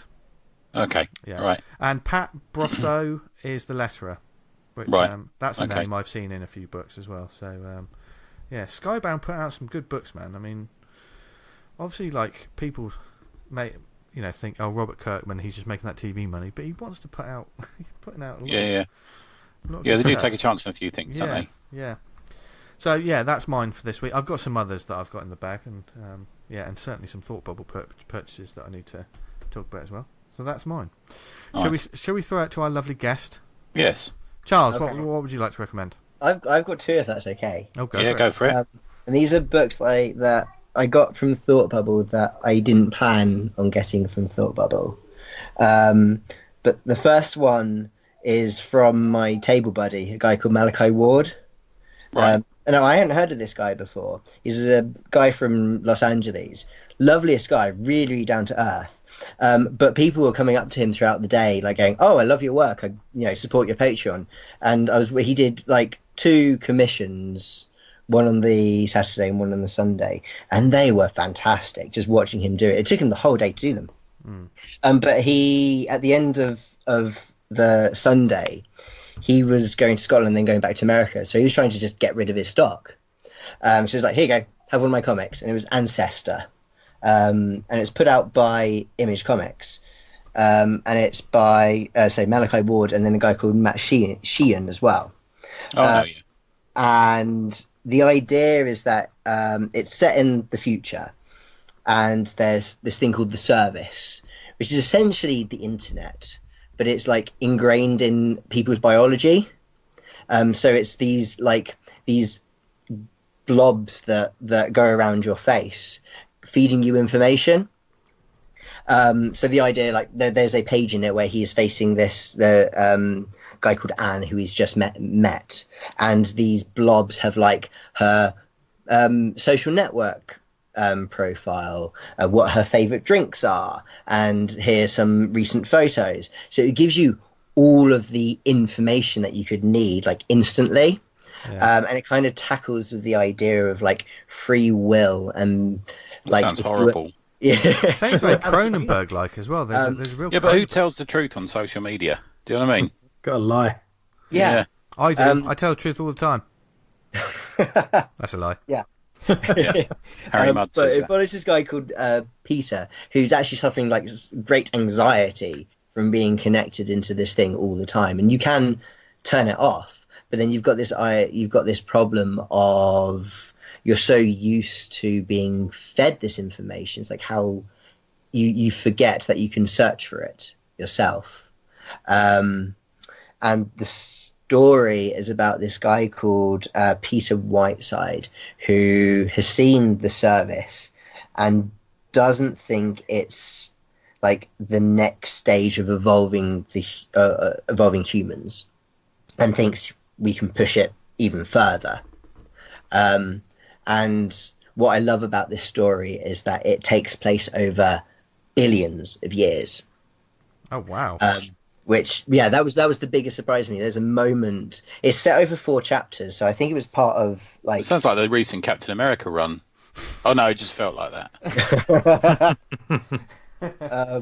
But yeah, it's 4 chapters, and there's a moment at the end of one of the chapters where you go, "Oh, okay," and then it just starts like billions of years later in the future. Oh, wow. And the style is like fantastic. He's got this really, really clean, so detailed like art style. Kind of reminds me of Ghost World, but like even more detailed. Cool. There's so much going on in the pages, and I absolutely loved it. I read it from like it's say 4 chapters. It's probably about 50-60 pages long. So had he come over just for Thought Bubble? Yeah, it's the first time he'd been in the UK. Okay. And he came just for Thought Bubble because he was told that Thought Bubble was a great show. All right. And the only sightseeing he was doing was Harrogate, and then when going up to Edinburgh, and then going back to the US. Okay. I did offer him one of my books, but he was like, "Nah, I don't have the space, so I don't know how to take that." It's a bit rude, isn't it? Did he make you pay for his book? No, not at all. Not at all. No, he just gave it to me. Yeah. And then the second book I got is by this girl called Cleo D, and she's from Singapore, I think. And she didn't have a table there, but she was going around essentially cowboying the show, like I was accused of last year. Oh my word! Is that like reverse cowgirl? What's cowboy in the show? Giving away her basically shilling her comics, let's say. So let's see what you're saying here, Charles. You're saying you got 2 free comics at Thought Bubble and you're talking about them on the show. Oh yeah. No, we swapped with Cleo. We swapped comic books. Okay, it's fine. Good. It's fine. You're a good man. You're a good man, Raymond. We know that. It was more that they were surprises. Like I went into the Thought Bubble knowing what books I wanted, and I came out with 2 books that are actually really good. Good. Didn't expect it. But this one was like completely out of my wheelhouse as well. So these are like 20. She gave me 2 comic books. They're like 20 pages long, and they are like, so she's from Singapore, so they are essentially like in the Japanese manga style, right? Which I've had like my manga period before, but I never got into things too deeply. And this one's called, now you have to apologize, I may pronounce it wrong, but if you can. I'm British and I'm afraid of foreign words. Libera nos a malo, which is deliver us from evil, and is essentially this retired cyborg exorcist called Father Ignatius. Oh, not right. And he's got an assistant, and they essentially run this like supernatural service where they go off solving like paranormal activities and things like that. And it's actually really, really funny. And that was the thing that surprised me most about it. It's all black and white, as I say, very manga style. Lots of like anime looking characters. But the pacing is fantastic, and how she has. There are 2 books and they're 20 pages long, and she's created these short stories set in this bigger world, and they are both very, very interesting, very well paced, and as I said, really, really funny as well. Lots of unexpected twists, and it's all in that dry / like silly Japanese style humor. And yeah, they really, really surprised me, because I was like, she came up to me, she's like, oh, can we swap books? Like, yeah, okay, I'm just being friendly. But actually, they're really, really good. It's always nice when that happens. Absolutely. Nice. Well, we'll put that in the show notes as well. So, cool. Blimey, lots of different ones. And then Tony, sign us off. Yeah, I got a last one. I'll do this one quite quickly. It's Human from Europe Comics. It's written by Diego Agrimbo and art by Lucas Varela. It's translated by M.B. Valente, who I think does a lot of their translations off the top of my head. Yeah. And letters by Chromatic Limited, which I suppose is a company that does letters quite well. So it starts with a ship crash landing on a planet, and crawling out of this ship is a humanoid with what would appear to be a robot talking to it within its head. It turns out that it's actually a humanoid called Alpha. Alpha is the sort of lead advisor in a little team of robots for a human who has crash landed on this planet called Robert. And this planet is Earth in 500,000 years into the future. And they basically try and survive. There's various races of ape-like creatures. There's some sort of huge ones who look like a sort of smaller version of King Kong. There's some winged ones that are a bit like bats with fangs. There's some red ones that are living in little communities with male and females. But a lot of them are very aggressive, and they'll attack them. And the robots, the robots are delineated by what they need to do. So there's a sort of floating one that doesn't speak, that sort of buzzes, that's more of the sort of technician droid, more of the R2D2, as it were. There's, as I say, the advisor. There's one that's a sort of bit of a bigger guy who's almost like the warrior engineer kind of robot.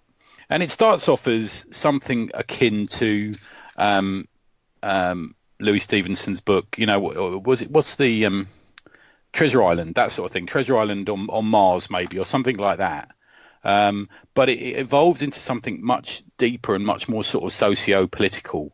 So the human is there. He's saved by the robots. He's been found in one of these sort of life capsules where it suspends animation while you travel through space. And all the androids sort of gather around him. A couple of them have been killed by the robots, by the ape creatures. But the ones that survive, they create a little village. And Robert the human begins to change. He begins to feel the pressure of the environment and the power that goes to his head. And it becomes more akin to Hearts of Darkness by Joseph Conrad, or maybe Apocalypse Now, which that was based on, if you see what I'm saying, where he becomes sort of megalomaniacal, and he starts ordering them round. He kidnaps some of the female red apes, and you don't see this, but the implications are that they're used as sex slaves. He kidnaps some of the other sort of beige-coloured, sort of leaner apes and gives them cyborg implants, and they're sort of frontline soldiers and slaves, and they carry things about, and they build fences, and they build a fence around it. And it goes off on one there. And when you think, oh, that might be the the story. That might be what happens. This is 134 pages, this book, and that's midway through the book.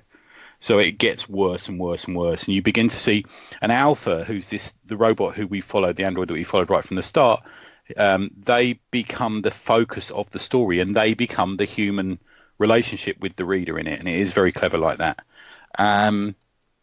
The art makes use of flat colours, and it's got somewhere between Gilbert Hernandez and Goran Parlov, I'd say.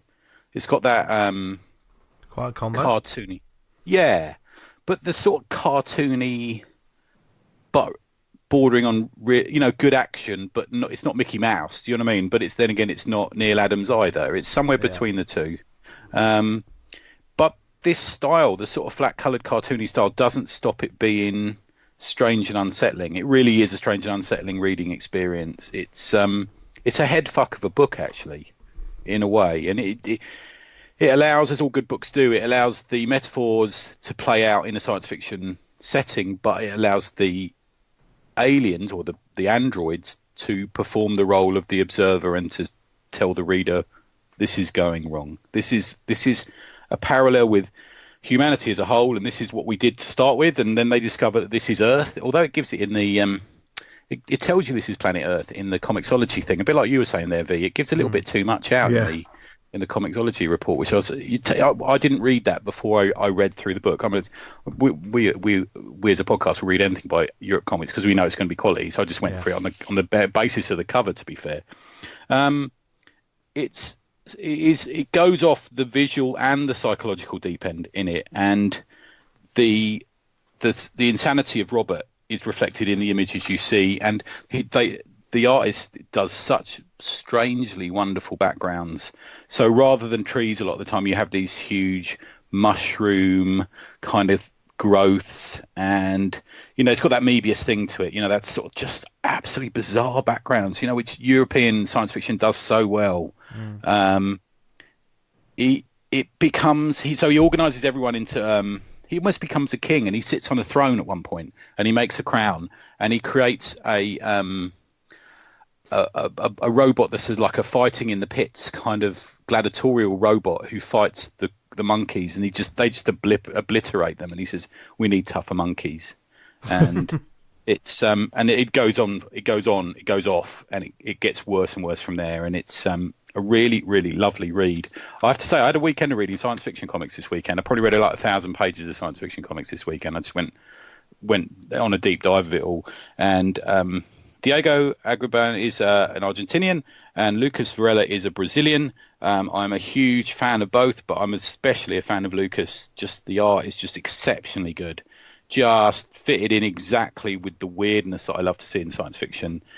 He's done a book called The Longest Day of the Future, which is with Fantagraphics, which is a wordless... It's not a gag... I suppose it is kind of a gag book, but it's just strange. You've got aliens disappearing in through realities. You've got portals. You've got aliens pulling their stomachs out so they can enjoy McDonald's. It's just bizarre. I bought that on Comixology straight away afterwards. For a Europe Comics, it's slightly more expensive, but then again, it is more pages, so it's $7.99 digital, 134 pages. I would say if you have a sort of smattering of French, as I'm sort of learning, you'd get away with reading the French version of this, because there's not that many words in it, and it's so... You can work out what's happening so easily by the art. There's nothing hidden. There's no implications that aren't on the page in front of you. So I would say if you want to get a copy, get the French copy of it and give it a go, because it is some really beautiful, especially if it's an oversized hardback. But go for the digital as well at $7.99. I'm sure it will be in a sale at some point soon. So it's Human from Europe Comics. Just outstanding. Just like a long read, but just absorbing. I read it in one go. There you go.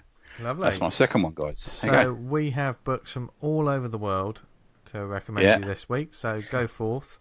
Travel broadens the mind, as does comics, so go forth, check them out, as well as your usual weekly buys, or on your pull list, wherever you get that from. And we hope you enjoyed this week's show.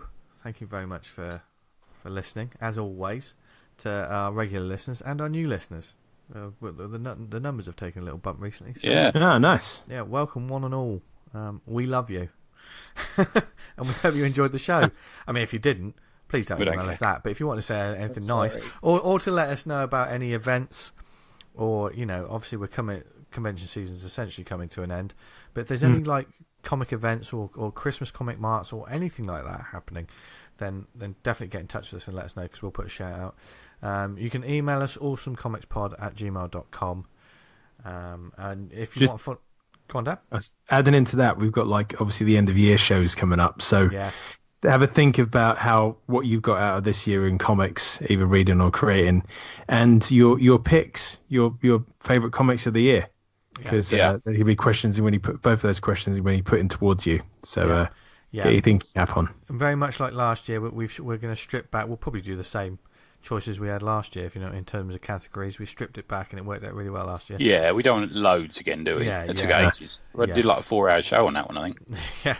So, that'll be coming up towards the end of the year, as well as a State of the Union address, which we're planning at the moment. So, we'll expect to stay tuned to where we are online, etc., to find out more. And you can follow us on Twitter at @TheAwesomePod, where we'll be chucking out those questions and, asking for, you to, I don't know, just say something on the show. Maybe we'll ask for some audio one day. You never know. Yeah, maybe. That'd be cool. You can follow us on Facebook, facebook.com/awesomecomicspodcast. If you want to continue the conversation, whatever we talk about every week, then you do Facebook, or maybe you've got a Facebook but you hate it. Well, go back on there and join the group Awesome Comics Talk, because it's the only place to be on Facebook, to be honest. And it's full of creators, comic fans, comic readers, comic convention organisers. They're all there just to talk about the medium we love and events and everything. So there's no hard selling, so join the group because it's brilliant. It's the last call for the Secret Santa, so if you listen to this I put my hat in the ring. Get in on that. I've signed up for that. So when does that end? Anyone wants an original of mine, Brandon said it's going to end. He's just getting the last couple of people in, so if you've listened to this on Monday the 25th of November, quickly get on there. You might be able to get in. There's always a couple that fucking get to it really late. And and I'll probably forget to do it. No, I'm only joking. No, I've started mine already. Hey, nice. Yeah. And thank you for listening to us, whether it was on the website awesomecomics.podbean.com. If you listen to us on iTunes, subscribe and leave a review, and it helps get the word out about the show. And if you listen to us on any of the networks, like Spotify, Stitcher, Podnose, Podknife, what other networks are we on, Tony? We're on Pod, Turn Your Bike Around. It's not going to be a thing. It's not a thing. It's a thing. No, it's not a thing. It is. It's not a thing. It's about going to see a man about a dog. Turn your bike around. Excuse me a minute, I've got to turn my bike around. It's a very common phrase. What's happened to the English language? I love putting it on because Russell Olsen just sends me it's not becoming a thing. Right. So I just keep tweeting it at him. Yeah, it makes us both laugh. Yeah, and it's not a thing, Tony. Anyway, but this show has certainly been a thing. It's been an enjoyable thing. And there's been plenty of audio that people could probably blackmail us with at some point in time. But before they do that, where can they find us online, etc.? Tony? They're on anything.blogspot.com. There's a few reviews going up this week, and on Twitter, EZOHYZ. Daniel? Put some fantastic reviews up this week. Tony. Lovely stuff. Have a look at the Sentient one this week from TKO. It's a cracker. It's a cracker. You can find me on Twitter at Vanguard Comic, and you can read Vanguard at vanguardcomic.com. Nice. Do it. Do it. You can find me on Twitter and Instagram at Jester Diablo, and you can find out more about my comic at theredmaskfrommars.com. They should check out your Instagram, shouldn't they, V? They should. Which one? I'm a little bit more. I do a bit more on Instagram than I used to. Trying to you put your cool cover out to your new project. Have you put that out yet? No one's seen teaser stuff. Yeah, no one's seen that cover yet, Tony. Oh, sorry. I won't read. I'll delete that retweet that I put out. Well, it can't be a retweet if I haven't put it out. That's just you tweeting it. I don't know what tweeting is. Whatever. Anyway, you'll find out more about whatever we're waffling on about in due course. Trust me. But Charles, thank you for joining us. Where can they find you and your lovely work and your books? I'm on the Twitters at not_so_tiny. I'm on Instagram at notsotinycomics. And then, my website, www.notsotiny.co.uk. He's a man. He's a brand. Look at him. Look at him go. He's absolutely owning those underscores like nobody's business. Underscores are the coolness. Yeah, very good. Maybe that should be the title of our new comic, Underscore. Actually sounds like some sort of weird dystopian sci-fi book. Yeah, or an STD of some kind. Oh, have you still got Underscore, Tony? Yeah, it's itchy. Oh, I bet. Have you got the cream? Yeah, I love it. STD sci-fi story. Oh yeah, spreading through the galaxy. No, he said a one sci-fi bum story. hole at a time. Why are you trying to one bum hole at a time? Oh dear God! That's the name of my autobiography. Why was that in my head playing like the theme tune to Sharky and George? Anyway, in space, no one can hear you ream.